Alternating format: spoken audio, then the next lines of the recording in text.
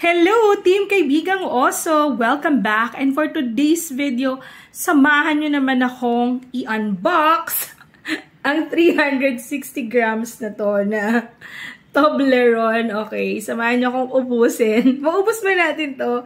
Di natin sure. Pero, ngayon, buksan lang natin. No? Tingnan natin kung ano ba, gaano ba ito kasarap and all. Favorite nyo din ba ang Toblerone? Some amazing facts, no? They've been in the business for more than 100 years.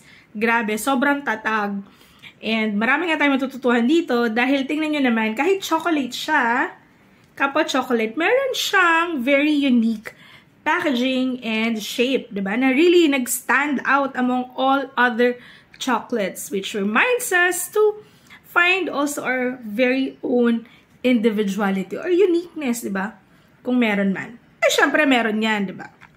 And kapag tinignan nyo nga pala tong logo na to, ng Toblerone, random fact, may makikita kayo dyan! Comment down below kung anong makikita nyo sa logo na yan ng Toblerone. Pero without much chika, buksan na natin. Yan.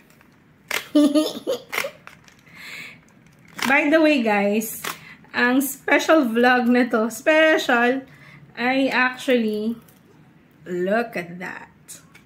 Ay sponsored ng ating Coach EFF.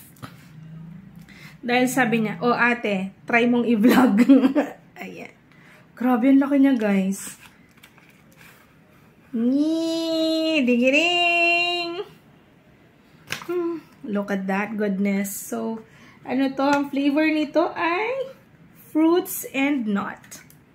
Okay. So, may mga napanood tayo, no? Sabi, hindi daw ganun ang hati sa Toblerone. Dapat ay ipag-uumpugin natin siya. Tik! Dalawa agad. Tingnan eh! Super! Bango! Parang first time lang nakakain eh. Pero, first time ko makakain ng ganito kalaki. So, try natin. Yeah!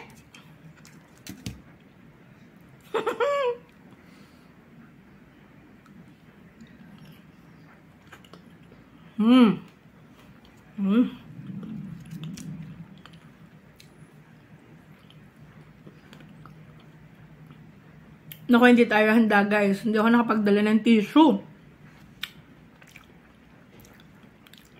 Pero grabe. It's so yummy. It's so good. At kung may mga chocolate cravings ka, diba?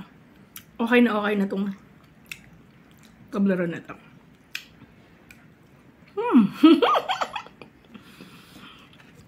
Anyway, yun na muna tayo ngayon, guys.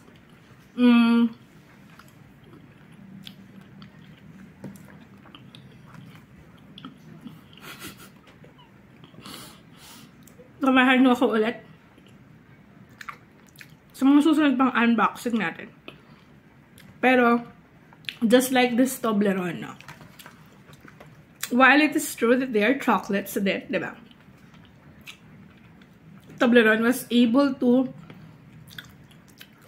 have their mark dahil sa uniqueness ng kanyang packaging at ng kanyang shape, diba? And all throughout, ang dami na ng naging flavors available in the market. Sizes available in the market, which reminds us to be unique, but at the same time, to continue developing something in us. Pero syempre, wag natin kakalimutan na kahit na, madami tayong ginagawa, we're okay with our physical appearance and all that, let us always also look at what's inside us. Diba, sabi nga sa 1 Samuel chapter 16 verse 7, it says there that the Lord looks at the heart. So while other people may look at the outside appearance, the Lord looks at our heart. And yun ang pinakamaganda sa lahat, kung ano ang nilalaman ng ating puso. Hanggang sa susunod, Team Kaibigang Oso, samahan niyo ako ulit sa isa pang unboxing. For now, tara, kain muna tayo ng Toblerone.